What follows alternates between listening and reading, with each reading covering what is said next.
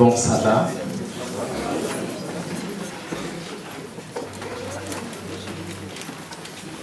Bon sabbat à chacun.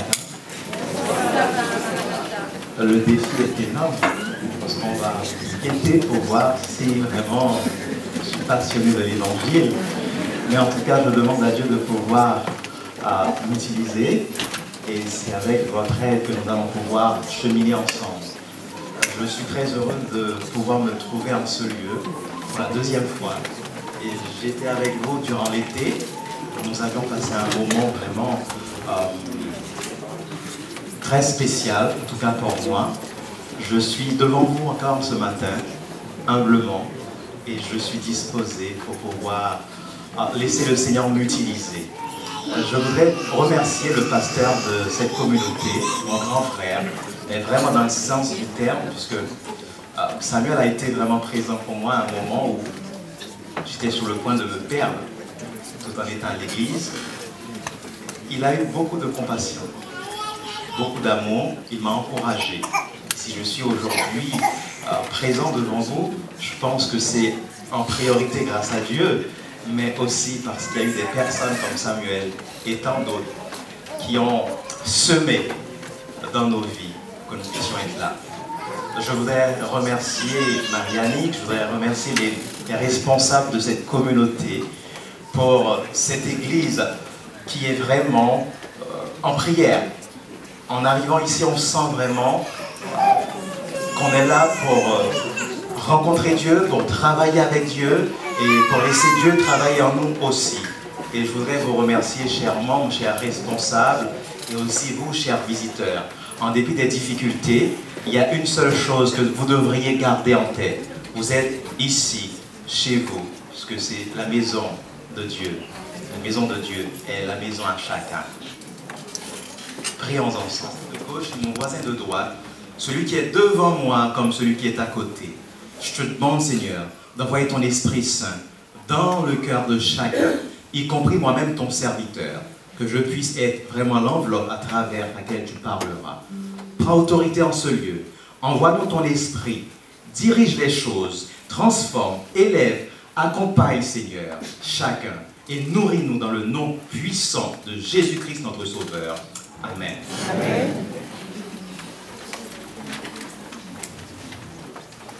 Insatisfaction. La conversation qui tue. Ce message est d'actualité. Puisque de nos jours, l'insatisfaction est devenue le sport national, n'est-ce pas?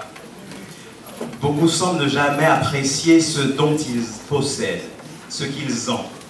Les enfants veulent plus de jouets, les adolescents veulent plus de liberté, les adultes veulent plus d'argent et les personnes âgées veulent un peu plus de temps. Tous, nous sommes en cheminement. Mais tout autour de nous, nous encourage à vivre de manière mécontente. Ce que nous entendons, ce que nous venons de voir, alors que nous sommes là, alors que le sabbat dernier nous étions là, les gens étaient en train de manifester leur mécontentement, leur insatisfaction. Mais il suffit juste de regarder et d'entendre ce que nous venons d'entendre pour pouvoir comprendre qu'il y a toujours plus compliqué, il y a toujours plus difficile, mes amis. Nous vivons dans un monde où, malgré tout ce qu'on pourrait avoir, malgré tout ce qui pourrait vraiment nous être donné, nous cherchons toujours plus. Le riche veut être plus riche, alors que le pauvre n'a rien. Celui qui a la santé voudrait encore la voiture. Celui qui a l'épouse voudrait l'enfant. Celui qui a l'enfant voudrait en fait que l'enfant puisse être sage, grandir et réussir. Vous voyez, nous vivons dans un monde où, riche ou pauvre, quelle que soit notre situation, quelles que soient vraiment les circonstances de notre vie, qu'on soit petit ou grand, qu'on soit riche ou pauvre, qu'on soit d'ici ou de là-bas, eh bien vous savez mes amis, nous sommes enclins à cette situation d'insatisfaction. L'herbe paraît toujours plus verte chez le voisin, jusqu'à ce qu'on reçoit la facture d'eau et d'électricité du voisin. À ce moment-là, on dit, c'est bon, je peux garder vraiment tout ce que tu as. On dirait presque que l'homme est un éternel insatisfait, n'est-ce pas? Plus nous avançons, plus notre monde tombe en déchéance, mais plus le monde a de la richesse, de la technologie, mais nous sommes de plus en plus insatisfaits. Je pense que c'est, Agé le dit bien, Agé 1er verset 6 nous dit, vous semez beaucoup et vous recueillez peu. Vous mangez et vous n'êtes pas rassasiés. Vous buvez et vous n'êtes pas désaltérés. Vous êtes vêtus et vous n'avez pas chaud. Le salaire de celui qui est à gage tombe dans un sac percé. On a l'impression d'envoyer des coups d'épée dans l'eau. Nous allons à la rivière avec nos paniers, nous remplissons et nous relevons, nous repartons. Nous revenons, nous remplissons, nous relevons et nous repartons. Notre vie passe comme cela. Dans le métro, boulot, dodo, nous cherchons des choses que nous n'aurions pas dû chercher. Nous laissons ce que nous aurions dû vraiment nous accaparer, Jésus-Christ par là, et nous avançons de manière insatisfaite. En lisant Genèse 3, nous voyons à quel point l'insatisfaction pouvait être peut-être dangereux, à quel point l'insatisfaction a été dangereux, à quel point il est dangereux, et à quel point l'insatisfaction sera toujours dangereux, n'est-ce pas? Imaginez avec moi, Ève qui déambule dans ce jardin parfait.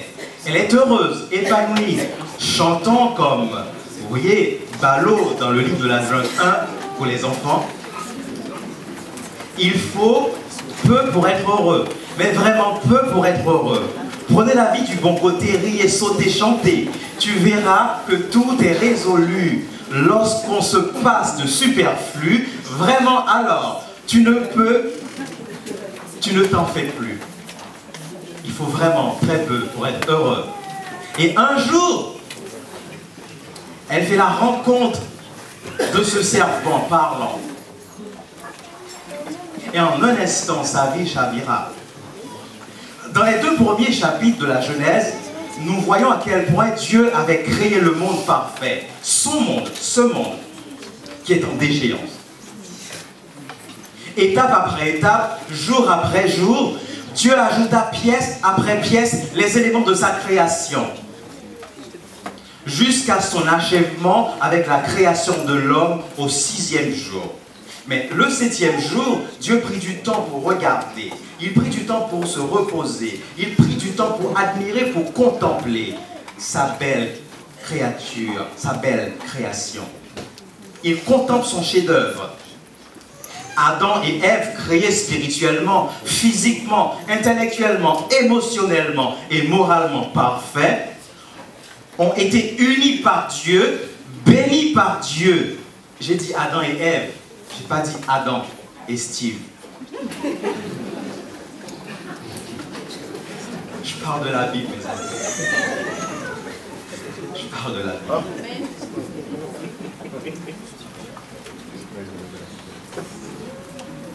Ils ont été placés comme gestionnaires de cette belle création. L'homme a été créé non égal à Dieu, mais à l'image de Dieu.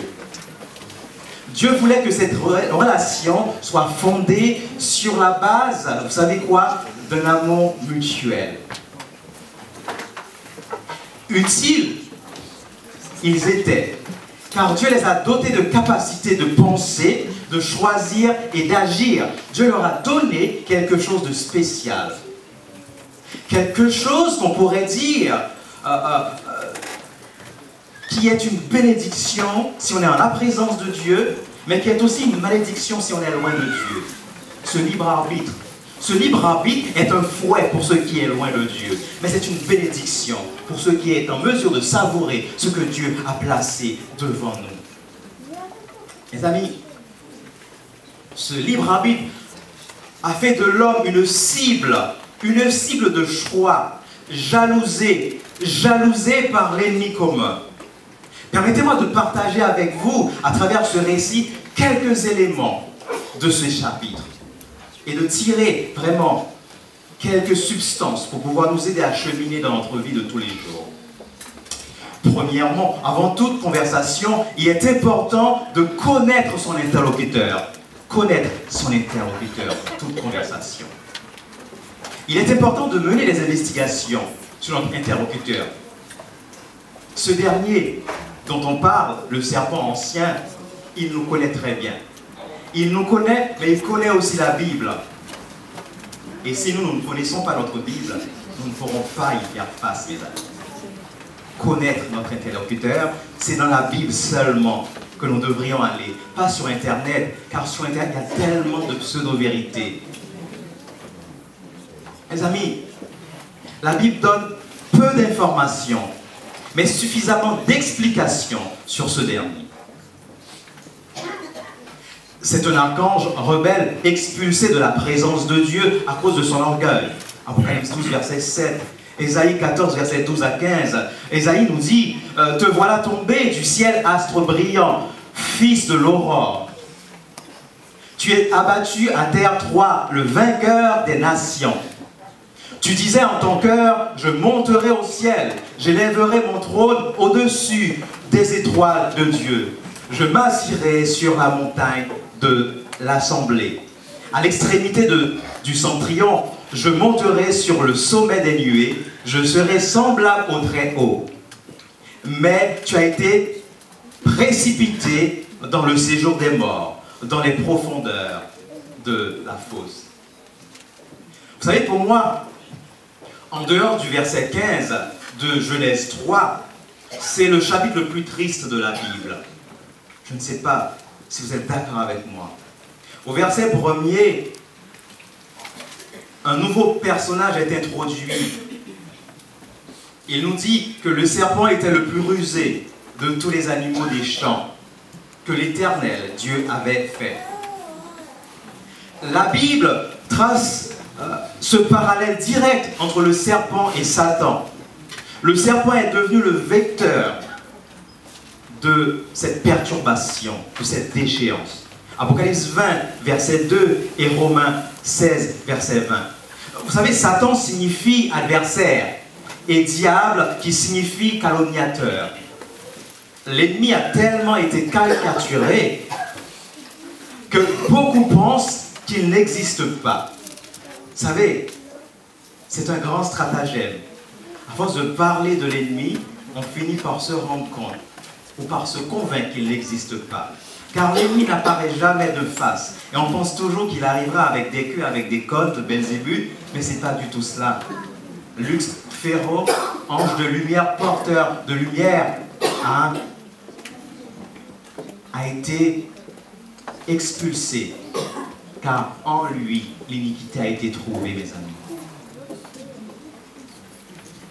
La Bible appelle Satan un meurtrier, le père du mensonge, Jean 8, verset 44. Deuxième point, je voudrais vous dire que lorsque vous êtes en conversation, faites attention aux stratégies subtiles de la conversation. Faisons attention aux stratégies subtiles des conversations que nous entretenons.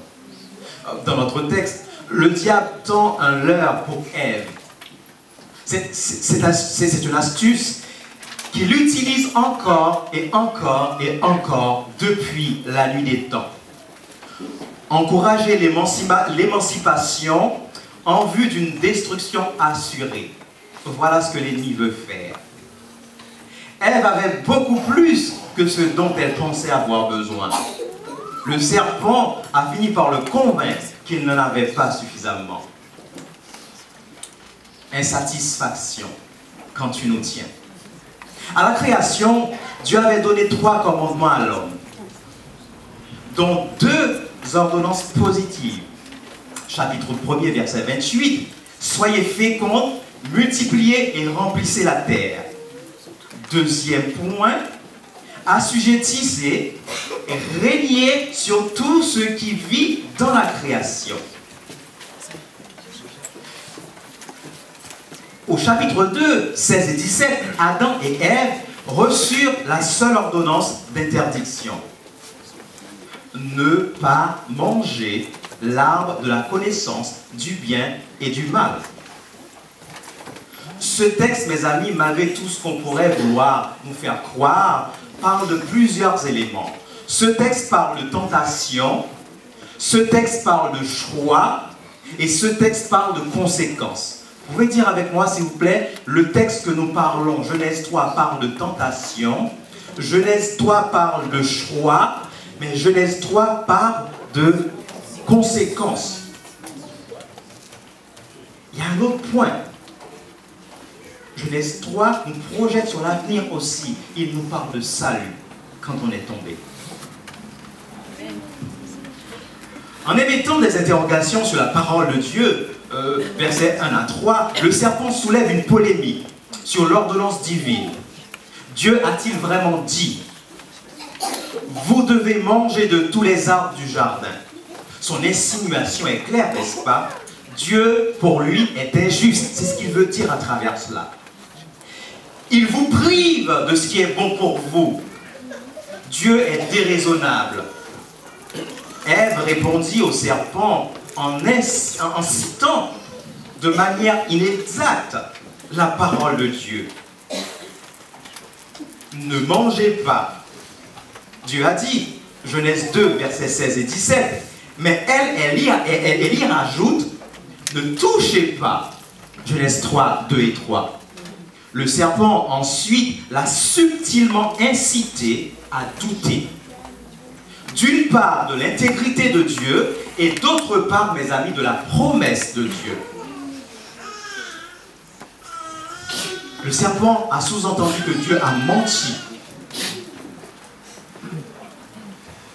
Et audacieusement, il met son pseudo-vérité un peu plus loin, en affirmant « Vous ne mourrez point », verset 4. Mais le verset 5, mes amis, il dit encore plus loin « Vos yeux s'ouvriront ». Non seulement vous ne mourrez pas, mais vos yeux s'ouvriront. Mais non seulement vos yeux vont s'ouvrir, vous serez comme des dieux. Vous voyez, c'est le propre de l'ennemi de nous donner un pourcentage de vérité et de le diluer comme un milkshake avec vraiment une grande quantité de mensonges. Vous remarquerez qu'il n'a pas directement demandé à Ève de manger le fruit, n'est-ce pas? Il ne le fait jamais. Il ne le fait jamais. Il est toujours derrière les rideaux. Quand il a semé, il a déposé son venin, il se retire et il attend. Ça ne vous est jamais paru, vous les jeunes, parce que j'étais jeune aussi, quand je faisais mes bêtises, la petite voix qui me disait « tu peux le faire », le côté gauche, hein. Vas-y, tu peux, je suis avec toi.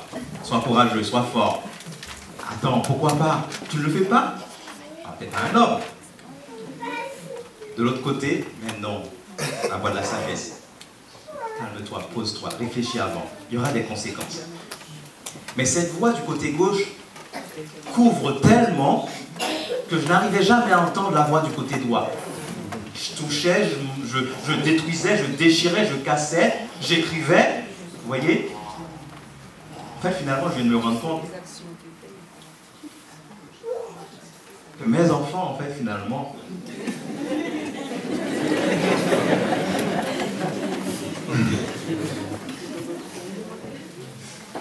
et au moment de recevoir mon dû, je cherchais, je fouillais, mais il n'y avait personne. Je me retrouvais seul. C'est la même situation pour Ève. Ève s'est retrouvée seule face à ses choix. Mes amis, il a juste créé l'environnement adéquat pour qu'elle saute le pas.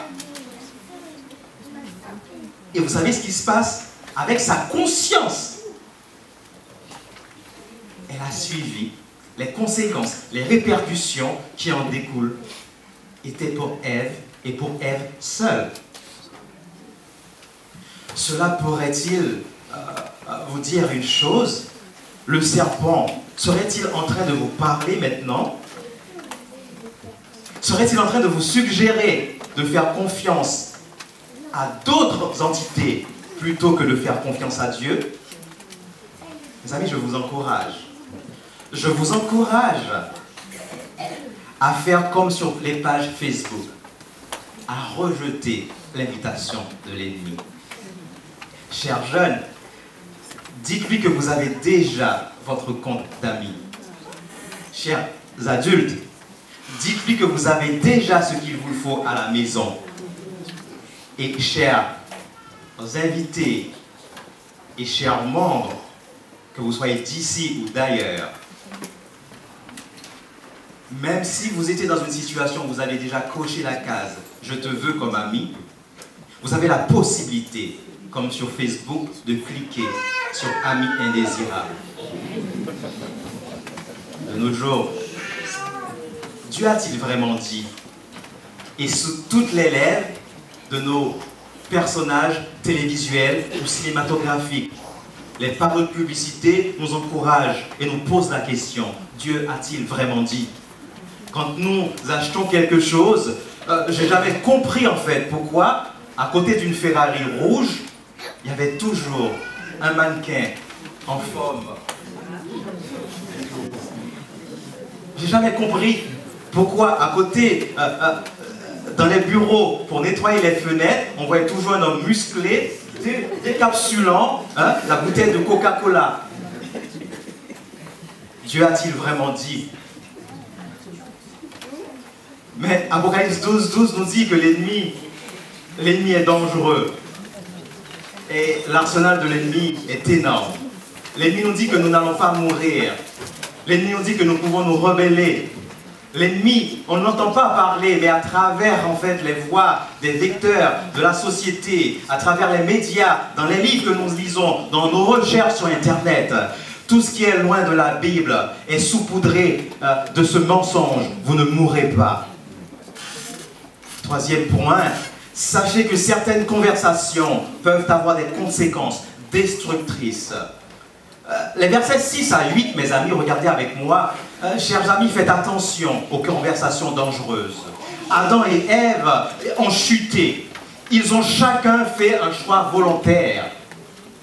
Ève a succombé par convoitise, car elle a préféré écouter la création au lieu du Créateur. Adam, le premier gestionnaire de la création, n'a pas douté. Adam n'a pas douté de Dieu. Mais Adam a fait un choix délibéré de désobéir à Dieu. De désobéir à Dieu. Il a suivi ses impulsions, cette pulsion de préférence, plutôt que les instructions. L'essence de bien et du mal, ils ont donc perdu leur innocence. Leurs yeux se sont ouverts. Ils ont alors réalisé qu'ils étaient nus. La honte les a poussés à vouloir se couvrir par leurs propres moyens. Ce n'était pas suffisant. Ils ont fui la face de Dieu car ils n'avaient plus la Shekinah. La gloire de Dieu ne les couvrait plus. Ils étaient nus. Dieu est obligé d'apparaître pour demander à Adam et à Ève, où es-tu? Le où es-tu ne veut pas dire que Dieu ne savait pas où ils étaient. Mais c'était une manière en fait que Dieu utilisait pour pouvoir leur montrer, leur permettre de voir en eux, de voir leur état, où ils étaient, ou où ils se trouvent maintenant. Mes amis, il appela Adam pour qu'il puisse lui-même se rendre compte de son état. Sans cette prise de conscience, il aurait été impossible d'avoir une possibilité de salut. Un auteur le dit si bien, l'homme qui à la création avait été créé à l'image de Dieu, s'est curieusement retrouvé après la chute comme un petit Dieu loin du grand Dieu. Le bonheur de l'homme, dit-il par la suite, n'est pas tant dans le fait d'être comme Dieu, mais d'être avec Dieu afin de pouvoir profiter des bienfaits de Dieu en la présence de Dieu. Vous voyez à plusieurs reprises, Dieu, Dieu, Dieu. On ne peut pas vivre sans Dieu. Dans tout ce que vous faites, vous devriez penser à mettre Dieu à la base. Amen.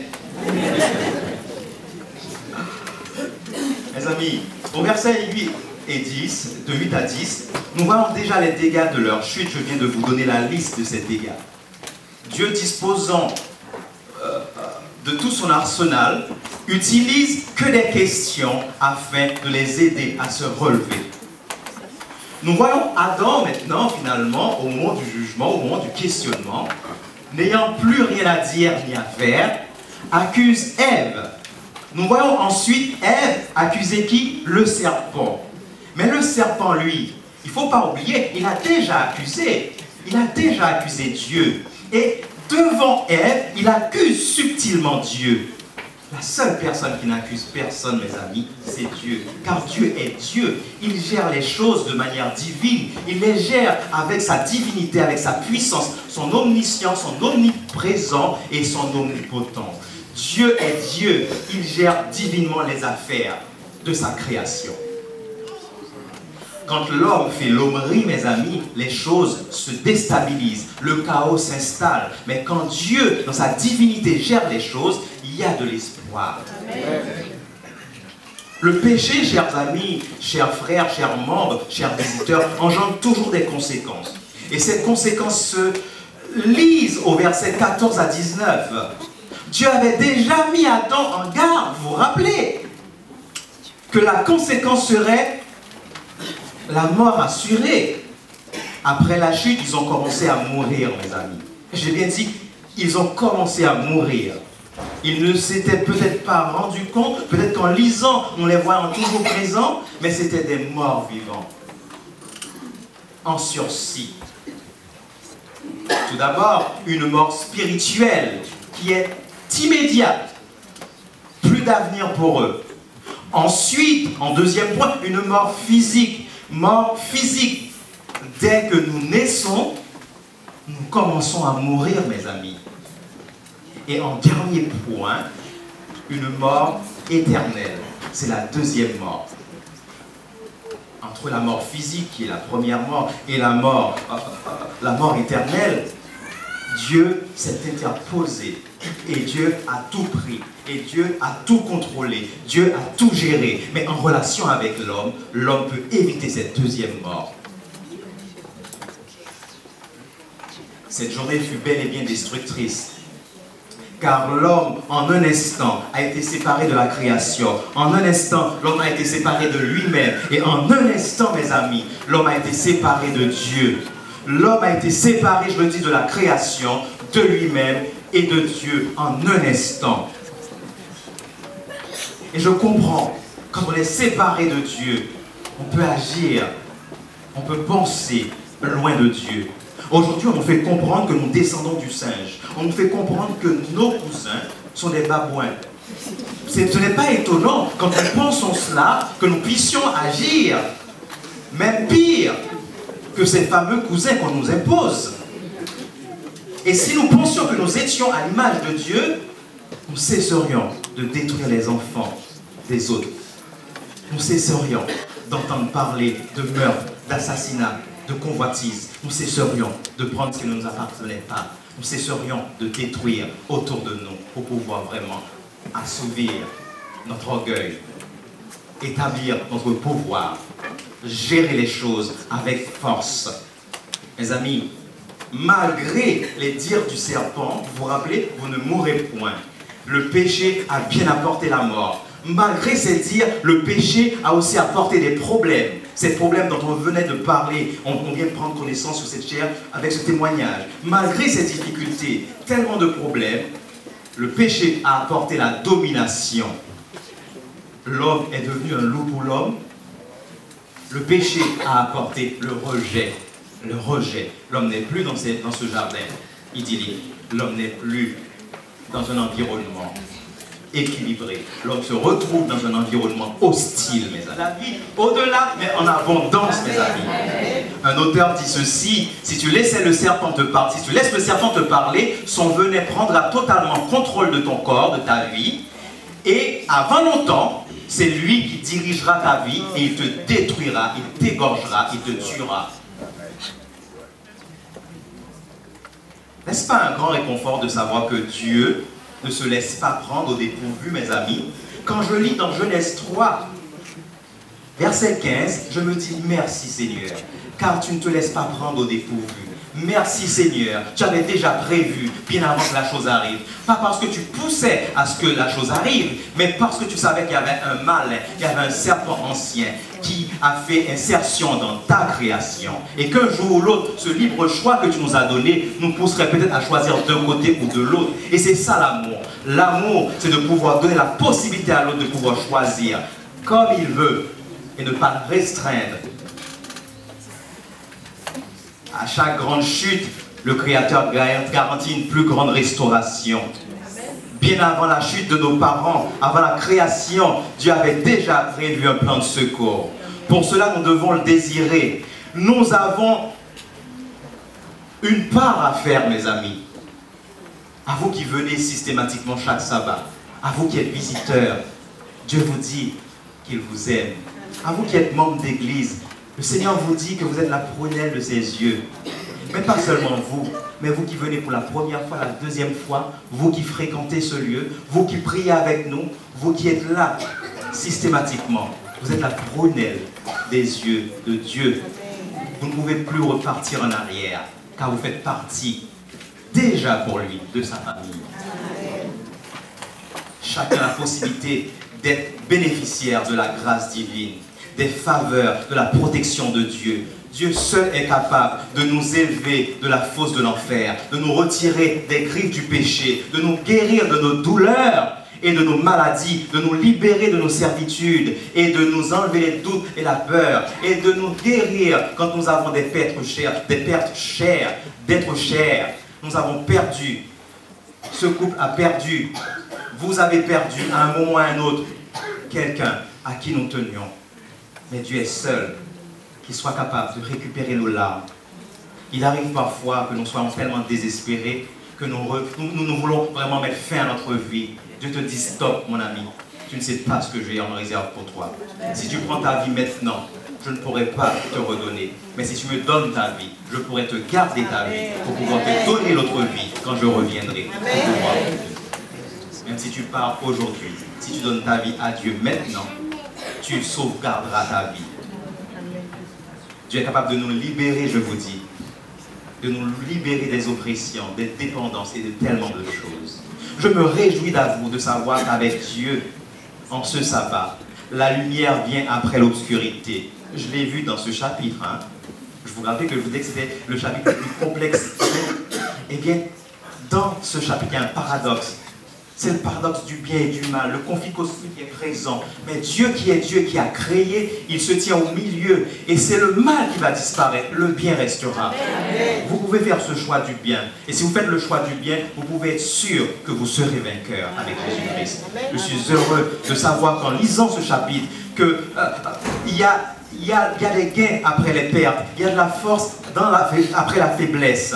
Il y a la couronne après la croix. Je suis heureux de savoir qu'il y a de l'espérance en Jésus-Christ. Je suis heureux de savoir que l'espoir vient après la crainte. Je suis heureux de savoir que l'éloge vient après les larmes.